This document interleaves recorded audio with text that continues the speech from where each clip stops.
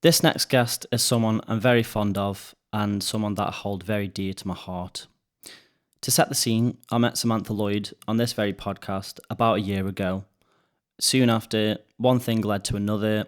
We ended up collaborating, making some music, and I ended up being her producer and co-writer. To give context, I wouldn't be here in Manchester without Samantha, but because of her encouragement and her faith in the work that I do, she's ended up playing a major role in this part of my life. She's someone that I consider one of my best friends, which was really unpredictable. But I think when you share an open mind and an open heart, these kind of friendships are inevitable. What you're going to see for the next 40 minutes is that very friendship, putting the world to right, and sometimes disagreeing. I hope you enjoy it.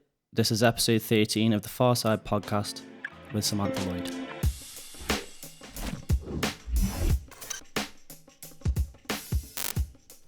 Okay, so when I was at school, obviously, like, people who watched the last podcast know that I had, like, the worst time at school.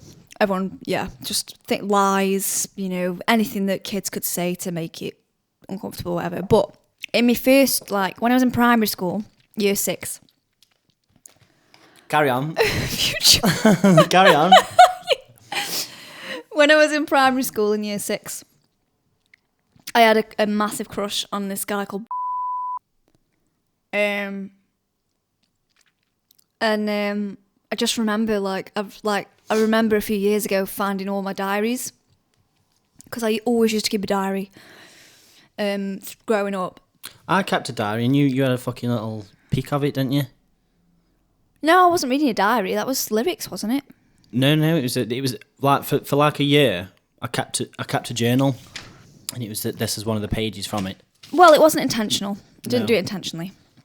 But that's something I need to do more of, actually, because it does help. And I don't know. I mean, these diaries that I found. When you look back there, you're like, oh my God. Well, I burnt them. Oh, really? So they're gone now. I never have to set my eyes on that. Anyway, there was a guy named right. Yeah, there's a guy named so I'm pretty sure I probably made him. I probably did a Mrs. and Mr. Mia's in The Sims. There was a few, actually. I also had a really big crush on one of my teachers. Oh, what did he teach? I remember his name, ICT. Oh, that's not a sexy subject, is it? I mean, is it? I was only young. This was in high school, though. I think he was called Mr. Pollitt. Mr. Politoff. I might be completely wrong. Oh my gosh, you're such a dick. Click in. But yeah, I mean, you know what it's like at that age, like these crazy hormones and emotions and whatever. But part of the reason that I had such a bad time at my high school, now bear in mind I went through 2 high schools, was because this told everybody, now bear in mind I was only 14 at this time, that I'd gone over to his house and I'd slept with him. But you didn't? Of course not. Of course not. I didn't lose my virginity till later on. Till I was nearly 18. And we watched a film upstairs. His parents were home. It was all just fine. And he lied and said that his parents weren't home and that we'd had sex. And, and I think this is a big thing in society nowadays. Well, it's a boy thing, like I was saying. Definitely a boy thing. Definitely a boy thing. It's different culture, isn't it? It's different culture for although it's kind of similar for girls, because isn't there like a pressure with girls to do it as well amongst your female peers at that age? Because I didn't know, because obviously I wasn't hanging around in them circles. My circle was like boys, so it was. I didn't really have a lot of friends really at school. I mean, I had a few, and I'm lucky that I've still got one from school that I see. So you had a hard time at school? Yeah, it was shit. It's a bit mental, that is. Really shit. What, in what way then? So, like bullying and all that? Yeah. What was it to do with? Well, I think the hardest part about it was people telling me that I couldn't sing and I was never going to get anywhere, and I was never going to equate to anything. But did they say you're never ever going to get 160,000 followers on TikTok? TikTok didn't exist. No, it didn't exist did it? then. It was Vines. Social media was very kind of... It'd probably be worse today. I remember MSN. We had MSN. I remember MSN. I remember like listening to the dial up and waiting for it. like Morse code. Yeah. Which you now know, which you've learned. Yeah, it's a humble brag. I know Morse code, so, you know, if a world war breaks out and we need to communicate via Morse code, I'm your man. But yeah, I think that's a good gateway from speaking about like sort of your tough time in school. We could talk about TikTok now and what's happened and why you're here, basically, and why you're so big and famous. You are though, aren't you? You're technically TikTok famous. Like, there's people. Well, I mean, no, not really, because I think to me, 162,000.6. Don't forget the 2.6. I think that is a crazy amount of people, right? But apparently, on TikTok, that's not a lot of people. No. Like, in the grand scheme of things. But to me, if you're influencing and if you're visible, Yeah. and 160,000 people have chosen that have decided they're going to follow you, then that is a responsibility. Have you got your phone on you? Yeah. Right, we'll watch that TikTok and I'll put it up as we're playing it, yeah. Okay. So people watching this podcast know what we're talking about. So it's one particular TikTok that got you, like, you know... It's gone mental, that yeah. went super viral. How many views is it on now? Like? It's over 20 million. Over 20 million views for that one? Fucking hell. Yeah, 20... Hang on a second. Let's see. But Bill, like, set the scene though for this TikTok, because I can see why some people would say, try and keep your Ferrero 21. Rocher, try and get your Ferrero Rocher milkshake down there. Yeah, it's the burger. Yeah, we should let everybody know we just had the takeaway. Yeah, which is why I keep burping and I'm not, 21.7 million. Fucking hell. But so yeah, set the scene. You're a busker, right? You do it like what 2-3 times a week, something like that. Well, not at the moment. Like I don't. But usually, averagely, yeah. Averagely, yeah. I mean, in summer I'm out a lot, and then in winter I'm out. December time I'm out, and then January I'm a bit quieter, and then I get back into it kind of. Now, bear in mind, so people at home, well, what you're always getting heckled anyway. Like, because everybody does. Not always, sorry, but like performers in general, they get heckled. And sometimes it can get to a point where, all right, this is just too much. You're going to have to fucking buy it back. Yeah. So if we play this now, I personally think this is hilarious. And I don't think you're wrong at all, but we'll go through. I am sick of boys being rude to me. That's rude. Come say it to my face. Come on. So cringy. I'm serious, mate. Come say it to my face. It's so you, though. Yeah, you can keep walking. Go on, off you go, little boy. Little boy with a little... Oh! No, you didn't! Obviously got a complex, haven't you, if you want to abuse women in the street? Yeah, go on. Twat, I love that. Sorry about that, sorry. I just want to say though, I didn't say the swear word over the microphone, so you could only hear that because my phone was. Thank you very much. But you were saying at first you thought it was a bad negative reaction, right? Yeah, I thought. I think part of the reason why I received so much. God, it's freezing here. We should put the heating on. I can put the heating on. I think the reason being that. Part of the reason I had so much hate from it, and Heating's on. Thank you. Is because I did say when I'd posted it, excuse me, I did say that I felt like I handled this badly.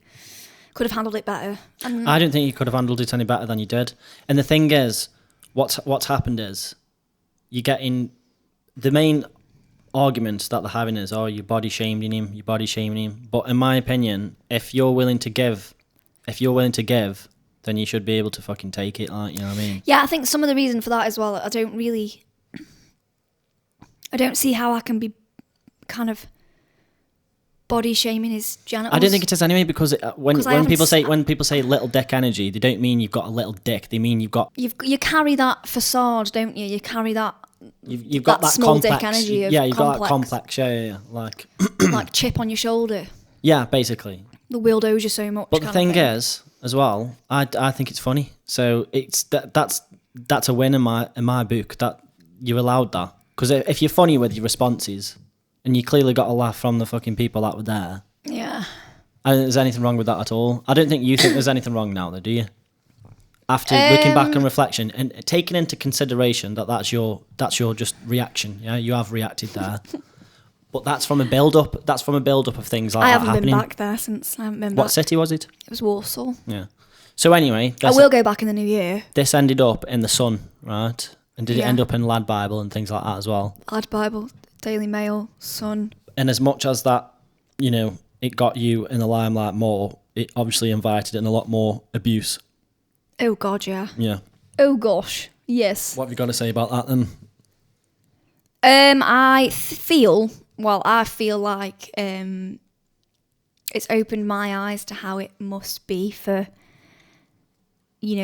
people in the, who are really kind of A-listers, who are out there.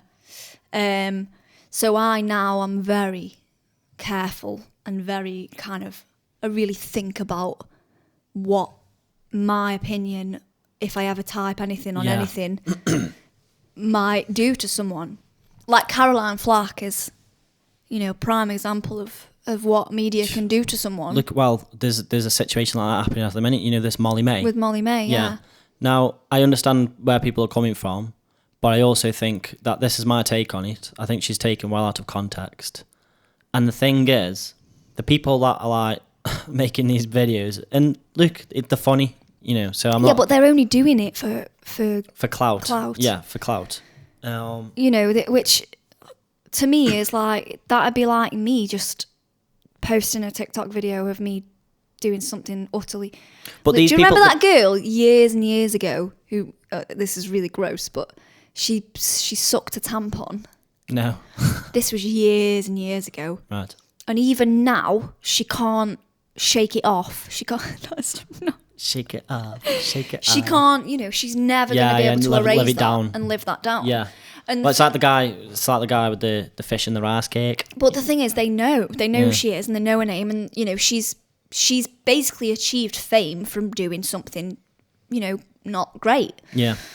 But this Molly May, she said, everyone has the same 24 hours in the day, right? Which I guess you could say, it's kind of ignorant, it's kind of nascent, because not everybody's privileged like yourself.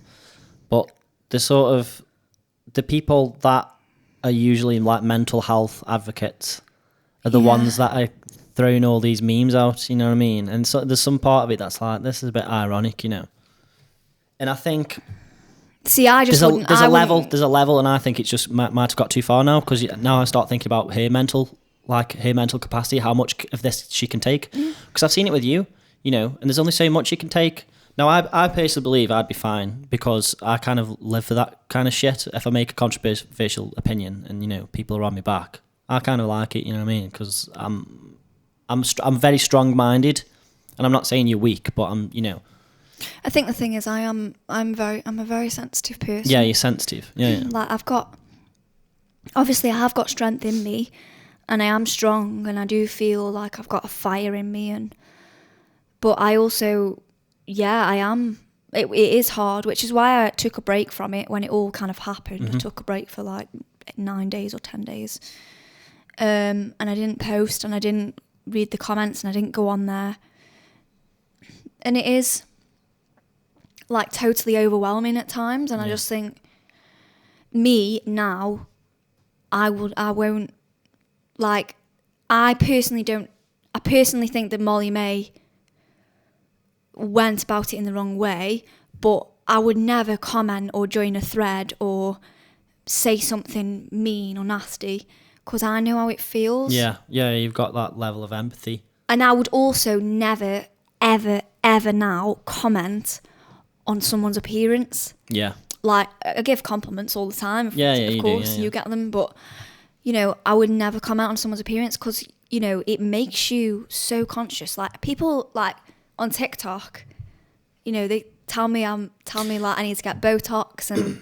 I need to get a nose job. Another thing is, though, as well, is on a platform like TikTok, you've got so many faceless, nameless people on there. It's so easy to create an account and just... So I immediately assume when you get these kind of comments that are really dumb, you think that's probably an 8-year-old kid, you know what I mean? Unsupervised in the mum's kitchen, you know what I mean? Yeah. I went to a school in... that's why I wouldn't be so upset with them as Tuesday. well, unless there's, you know, you can name them and, you know, see the face and, you know. Yeah. And I gave a chat. I gave a chat on Tuesday at a school in Stoke, and, you know, you could tell that a lot of the students there had seen the video of me on TikTok. Right. Because, you know, TikTok is primarily a younger user interface, isn't it? Course, and yeah, I just think it's kind of given me a real insight into how it must be to be constantly bombarded. Like Katie Price is another example. Obviously, she kind of lives for it as well. I think that Katie Price... Yeah, she does. Yeah. You know, she does.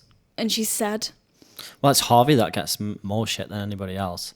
But I mean, I think the responsibility lies with her, really, because she's put him out there and projecting him in the media, you know what I mean? Yeah.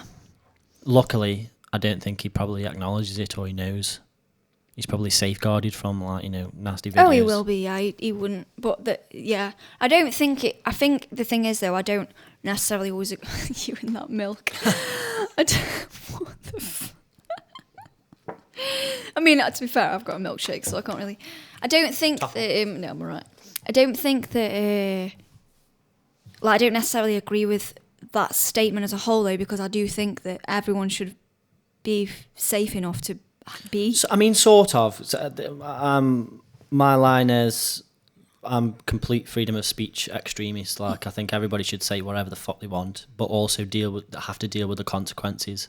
And you can't cry about the consequences. I mean, there's levels, isn't there? Yeah. Like, when you say But they for should me be able to personally, say whatever the fuck I'm they not want. saying we should ban people from taking the piss out of Molly May or whatever. Just keep it going. I'm just saying I think it's got to that stage now where it's like, this is way too popular for me to get involved in, because it's like, what am I adding to society by doing it? Do you know what I mean? What am I adding to the zeitgeist? I'm adding nothing by doing that.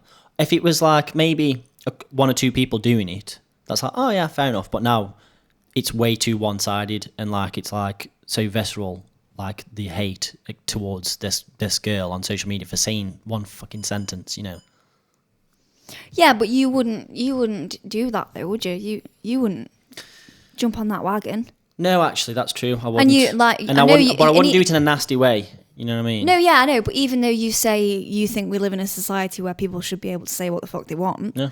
like, you don't believe that with everything. Like, you don't believe that people should be racist and homophobic. And I think the minute that someone says something that is clearly racist or homophobic or... But how do you define racism though? Because what my point is, a lot of people say shit nowadays and somebody will accuse them of racism, and I'm like, that isn't actually racist. Like, the actual definition of racist, everyone's got a different definition of it.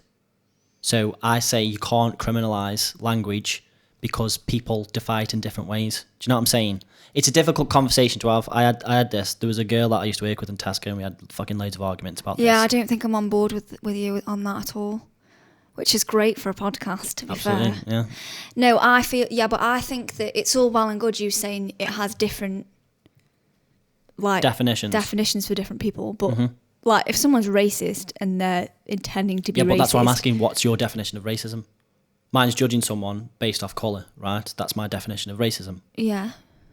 So I'm assuming that's yours.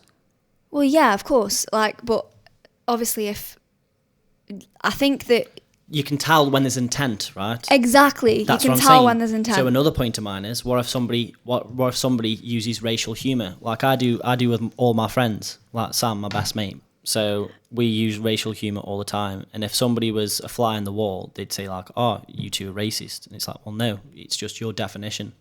Yeah. So the danger is criminalising it, because you can end up criminalising humour and comedy. And I think that's what they're trying to do now. Like, a lot of comedians are getting banned because of the accusation of like racism and sexism. And it's like, hold on, that's what a comedian does. Not like goes up and tells, visceral racist jokes. But people have different definitions of it. Yeah, so but people have different definitions of everything. That's what I'm saying. There's no line nowadays. People have different definitions of sexual assault. So I say, this is the line. if you're threatening violence, then yeah, it should be criminalised.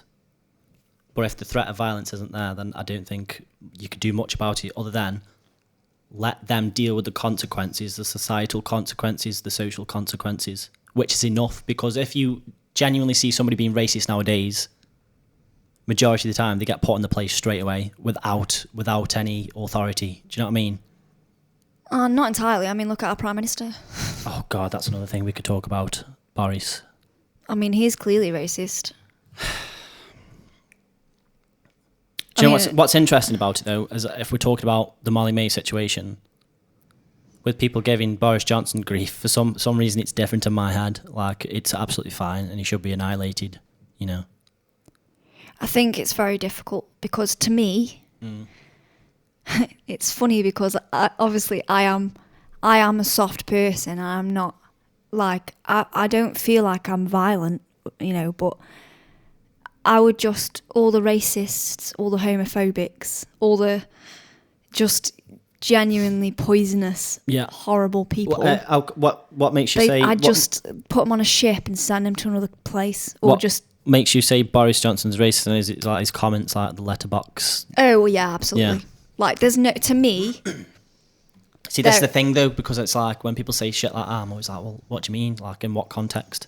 Where have you pulled that one from? Yeah, no, he's very... I just think he's absolutely... He has no idea of the real world. They are so far removed. Like, he doesn't know the cost of a loaf of bread. Yeah. But I can tell you how much a bottle of champagne is. Yeah, but a lot of them are like that, though. A lot of the politicians are like that. I don't condone violence. No. But sometimes I do think, would a violent revolution push, I think we all do. I think we all have. A little bit. I think we all kind of have people in our minds who we believe truly the world would be a better place if they weren't in it. Mm-hmm. Like, I've got at least 2 in there. Who's that? I'm not telling you that. Oh, the personal ones? Yeah. Yeah. Like, people who've really, really done me wrong. Yeah. And really, I think to myself, if you weren't here, I'd be alright with that. Mm-hmm. You know? Which makes me sound terrible. But you're right about not commenting on people's appearance. That's not something I do. I just think there's no need. Like, who are you to... And the thing is, right, we're all going to get older. We're all going to put a bit of weight on, or we're all going to... You know, we're not going to be as aesthetically pleasing to look at. Yeah. And I don't want to be that person who's so obsessively bothered about what I look like that the rest of me doesn't matter. No. Because when I'm older, I just want to sit there and say all I gave to society was the way I looked. Nah, I want to be smart and intelligent, and I've just used smart and intelligent in the same sentence. Yeah, it basically means the same thing. So obviously I'm not doing very well on that front, am I? You know, I want to give more and I want to be able to offer more. I don't want to just focus on whether I should be having Botox at the age of 30 and whether I should be changing the shape of my nose or getting me boobs done or having a BBL. Didn't you ask me the other day if there was something... Yeah, I asked you. If I would change about myself. Would you change anything about yourself aesthetically? And me would just be things that I can already work on though. So I'd like to be a little bit more fitter. I'd like to be a little bit more muscly. I saw you looking at my biceps then. Go on, give us a compliment. I haven't had one in an hour. You have got cracking arms, Reese. Thanks very much. You look great. Great. I've seen him with his top off, guys. Yes. Oh God. Now it looks like so looks like we fucked. No, definitely not. None of that. But yeah, like I think. But appearance-wise, I wouldn't change anything. I don't think so, anyway. I don't feel the same way about myself now. Yeah. Anymore. Mm-hmm. Now, mine's my body, I guess. Like, I think it's chiseled. I think it's like TikTok and things like that. It does chisel into you a bit, and you do think, God, I'd look better if I had my nose done. God, I'd look better if I had my boobs done. Maybe I should. Maybe I'm getting to that age now where it's time to start putting some fillers in my face. Do you think there's more? Well, I mean, I think it's obvious there's more pressure on women, though, isn't there, to change your appearance? Yeah. I mean, anyone who denies that is just a bit blind and silly, aren't they? Because I think it's pretty easy for us if we wanted to, make a positive change. Because if you fucking hit the gym, man, you automatically look better. Your posture's better. Yeah, exactly. I mean, it's helping me a lot, man. It's not just that, is it? It's not just aesthetically. Exercise is good for everything. Mental health, it's in the endorphins. It's just good. It's if you don't exercise and you are feeling mentally unwell already, I know it's that motivation to just make a start. But even just doing 10 or 15 minutes of movement every day. My mental health wasn't the best when I moved up here, to be honest. I spoke to you about it, didn't I? Like just feeling generally a bit alone because I'd come from, my home where I'd know everyone and I'm comfortable, and I moved to a new city and I was slightly uncomfortable. I don't know anybody here, and most of the time I was just sitting in this house. You know what I mean? Cracking on with work, but not really having social interaction. But the gym, oh my God, I feel like a completely new person, and I'm there every day. I'm so dedicated. Yeah, and it does. think it really I can't stress the importance of it enough, and I know it's such an obvious thing to say. I think sometimes people's perception of a gym and stuff. I think people either think you don't go to the gym at all, or you're the Rock, and it's like no, that's not. Some people don't go to the gym to be the Rock and to turn into this Arnold Schwarzenegger thing. They do it because it's good. They feel good about it. Yes, they do see physical changes, but from a mental point of view as well. I know I feel great after I've done a workout. I might be a bit more tired and my body hurts today from the gym on Wednesday, but it's a good pain. It's like a piercing pain. Well, you're recovering from COVID as well, aren't you? Yeah. So you've still got no flavour, still got no taste. Got no taste, which is why I'm sitting here with you doing this podcast. Oh, you didn't. That was bitchy. Yeah, no taste.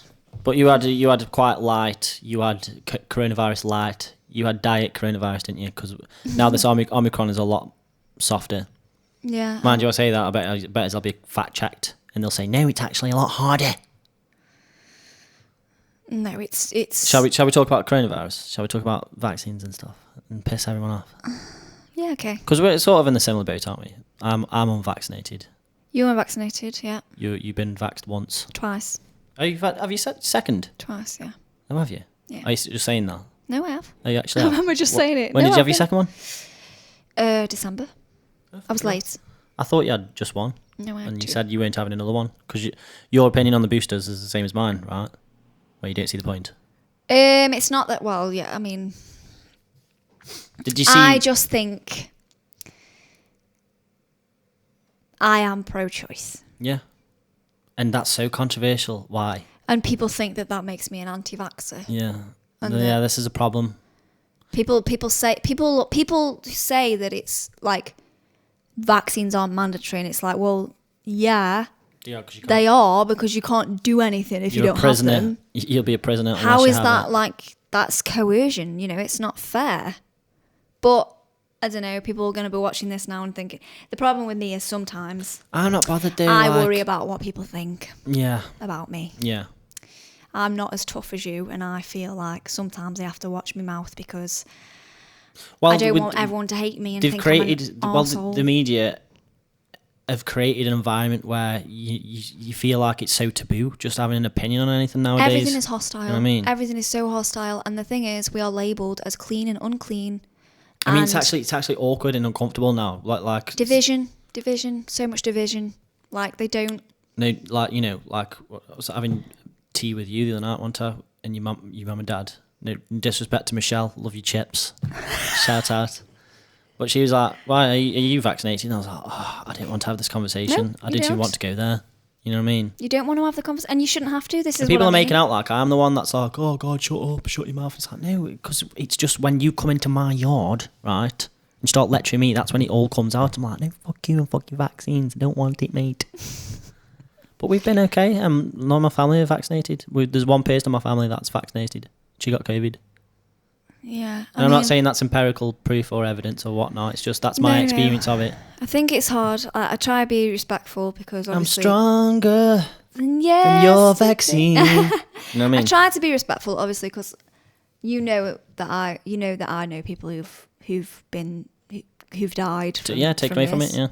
And I don't want to be disrespectful, But there is a big part of me that still believes that these people would want freedom of choice. You have to have autonomy. Like, and I get where you're coming from, because I think if people argue like that, so they basically say, well, you not wearing your mask or you not having your vaccine, you're putting other people at risk. And it's like, well, what's the point of me having a vaccine then? Everybody's if I can't live my life normally? Everybody's putting everybody at risk all the time in life in general. Yeah. You know. Well, one in two people right now. 1 in 2 out people of have me cancer. and you, one of us is going to have cancer. Statistically, hopefully that's not true. Neither of us are going to get it. Yeah. But if we were the graph right now in the room, it'd be either you or me. Mm-hmm. Like, where's the preventatives on that happening? Why are we not? Did you see that video of the doctor where Sajid Javid had tried to do a big public, like a fucking public, what do you call it, a PR thing, right? Where he's gone into a hospital and there's nurses. What are you laughing at? I'm laughing because I told you that, tried to tell you that joke earlier and you weren't having any of it. Oh God, that long ass joke. About Matt Hancock going into hospitals. Oh, mate. And asking then... If a joke takes over a minute... It's not worth your time. It's definitely not worth it, man, because you just know there's going to be a crap punchline. You know what I thought mean? it was good. I mean, if it was just that section of the joke, that would have worked. Anyway, Sajid Javid, the health secretary of the country, has gone into a hospital, and I think he was expecting all the nurses to give him the thumbs up when he says, "What do you think about mandatory vaccines coming up in April?" I've seen it. I shared it on my Facebook page, And there was a doctor that said, "No, I'm not having my booster," because he was saying it doesn't feel like it's for him because he's not in the vulnerable category. They're calling him like the anti-vax figurehead, but the thing is, he's not anti-vax because he issues the damn vaccines, and he's even said that they're actually really good because he's seen in the hospital transmission reduced, and also severity reduced with old and vulnerable people, but he's saying he doesn't need it. He doesn't think young and fit people need it, and that's his only argument. It's the debate of children now, isn't it? Like, they're coming for your kids.